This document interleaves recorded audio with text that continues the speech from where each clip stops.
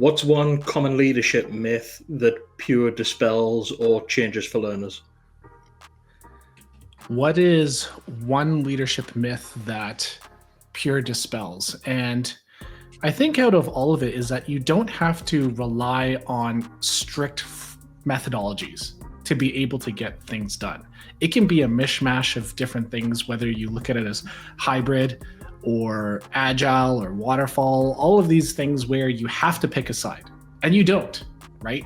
You can work inside of that messy middle where part of the project might be a little bit more agile and other pieces fall more into waterfall.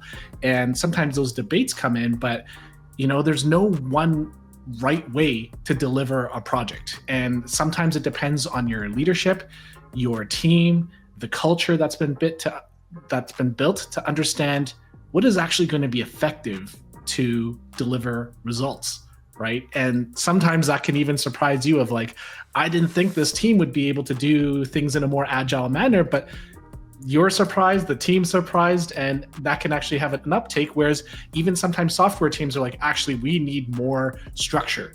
We need it a little bit more concrete, and you may have to rely on a little bit more of the waterfall techniques to be able to give them that level of certainty so that they have confidence. And sometimes it's a little bit of a balance of how everything comes together. Even the change management and communication, stakeholder engagement side, you may not be able to do that in an agile fashion, right? That may need to be more planned in waterfall, but the team's working in agile. So there's so many different combinations, and that's where, from a peer perspective, it's giving you a lot of those different tools and perspectives that you can think about how can they best be used for your situation and your context. Really good. Really good. Thanks, Ben. Jeremiah, what's a common leadership myth that Pure dispels or helps people unlearn? I actually love everything that Ben said. I think the real big thing that I see with Pure is real world expectations, how to actually implement this in the real world. Whenever we talk about methodologies and we get into, hypothetical and theory, that's exactly what it is, right? It's theory. It's theory until it's applied. And once you have applied it, then you have then you have experience. And so what you're starting with Pure is you're starting from a place of experience with these project managers, and these experts in the field are giving you this information of how to use these tools and tactics right now. You can take this stuff and use it tomorrow. So it's like, I know there's leadership myth, more theory based. This is how to do this in real time. That's what's awesome about it. By real world experts doing it right now. The stuff that we're giving you, we're using in the game of play right now in the real world in project management. So you're getting real world tactics, which is important. Yeah, it's really good. I'll just chip in with one idea, because I can remember early in my project managing career, a lot of senior project managers I work with, I just thought they just seem to know what to do all the time. They seem to have the answers and they know what to do.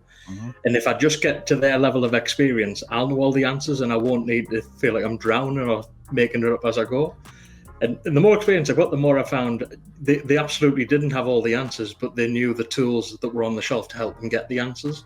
And I think that's a really sort of nice dovetail with what Pure offers you, a lot of strategies, tactics, and ideas for how you can notice a problem. You don't necessarily know the answer yet, but you can start pulling at the thread and figure out where you can get the answer from to this problem. Mm-hmm. I think one of the worst things in the world that we can do is spend our time learning things and not doing something with it, right? Any of these certifications, you spend 60 hours of your time going through it, and you haven't figured out how to put that in your toolbox so you can recall it at any time. I think that's one of the worst things that we can do as people. And that when we're doing a course like this, like what you just said, Dave, it's like, you got to have those tools. You got to know how to use them, because we didn't know all the answers as project managers. We just knew how to find them. We knew how to apply tools that we've learned right now to get a result. Yeah. That's a trick. That is a trick. We just gave you the secret to project management, everybody. We're doing the thing. And even it makes me kind of think of two different analogies, I guess, that people can kind of think about this in terms of the Pure project manager content, is that you can think of it as food, right? You can keep consuming and consuming and consuming, but in the end, you just kind of get fat, right? Ooh. You have to be able to use it. You have to expend that energy. You got to get fit. You got to put in the reps, right? So as much food as you're taking in, as much knowledge as you're taking in, you got to go and exercise it. You got to get out there and actually apply it, right?